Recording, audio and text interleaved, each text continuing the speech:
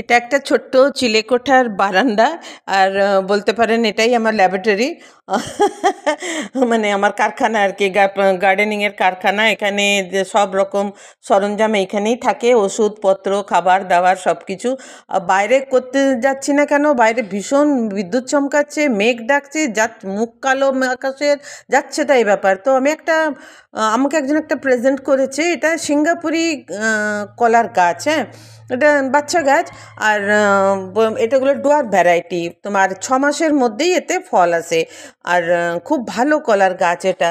তো আমি তো নর্মাল মাটিতেই লাগাই, বেশি তাঞ্জাম করি না। তো খালি 4টে ইনগ্রেডিয়েন্টস থাকে আমার: সর্ষের খোল, নিম খোল, ভার্মি কম্পোস্ট, আর একটু হাড়ের গুঁড়ো বা কিছু যদি থাকে, আর না থাকে তাও ভালো। আর একটুখানি কোকপিট দিয়ে দিই যাতে মাটিটা হালকা থাকে। কোকপিটের বদলে অনেক সময় সুপার ফসফেট দিই যাতে মাটি হালকা থাকে। দুটো জিনিস, একটা হলো ভালো ড্রেনেজ আর হালকা মাটি, এই দুটোতেই 100% সাকসেস হয়। তো দেখুন, এই যে মালি আমাকে দিয়েছে, খুব সুন্দর করে রুট বল বানিয়ে দিয়েছে যাতে রুটগুলো বাইরে না যায়, খুব সুন্দর করে বানিয়েছে। তো আমি ডাইরেক্ট এটা লাগিয়ে দেবো মাটিতে, কোনো ঝামেলার ব্যাপার নেই। মাটি তো আমার তৈরি হয়েই আছে। একটু এপসাম সল্ট দেবো এক্সট্রা কেয়ারের জন্যে, কেননা একটু তো বাচ্চাটাকে তুলেছে যখন তার গদি থেকে, তো একটু স্ট্রেস হয়েই গেছে।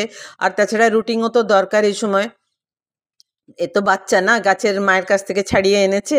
আর একটু নিম খোল দেবো এক্সট্রা 1 চামচ এই জন্যে দেবো যে এখন বর্ষা বাদলার দিন, যদি ব্যাকটেরিয়া ফ্যাকটেরিয়া কিছু এসে থাকে তো আবার বাচ্চাটাকে ক্ষতি করবে।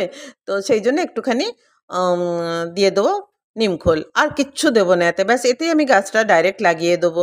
এর বেশি দিলে কি হয়, অনেক সময় গোড়া পচে যায়। অনেকে অনেক কিছু দিয়ে তারপরে গাছ লাগায়, আমি তা করি না। যা মাটিটা যতটা পারা যায় আমি সিম্পল রাখি।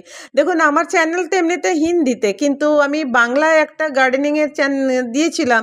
তো দেখলাম দেখছে, এখন কারা দেখছে, যারা বাংলা বোঝে তারাই দেখছে। ওই জন্য আমি এনকারেজড হই, এটাকে আমি পুরোটাই বাংলাতে রাখলাম। যদি আপনাদের ভালো লেগে থাকে প্লিজ কমেন্ট করবেন, শেয়ার করবেন। আর যদি এরকম বাংলায় শুনতে চান তাহলে আমার আরেকটা চ্যানেল আছে, ওটা আমি চালু করে দেবো।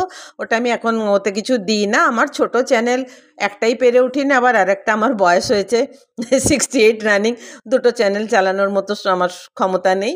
অতএব যদি আপনাদের বাংলায় শুনতে ভালো লাগছে তাহলে প্লিজ আমাকে জানাবেন, কমেন্ট করবেন। আমি যে গার্ডেনিংয়ের ব্যাপারে আমার 10-12 বছরের এক্সপিরিয়েন্স আছে, ওগুলো আমি অন্তত বাংলায় বলবো। Thank you for watching, I love you all. তো গার্ডেনিং করুন, হেলদি থাকুন। Thank you.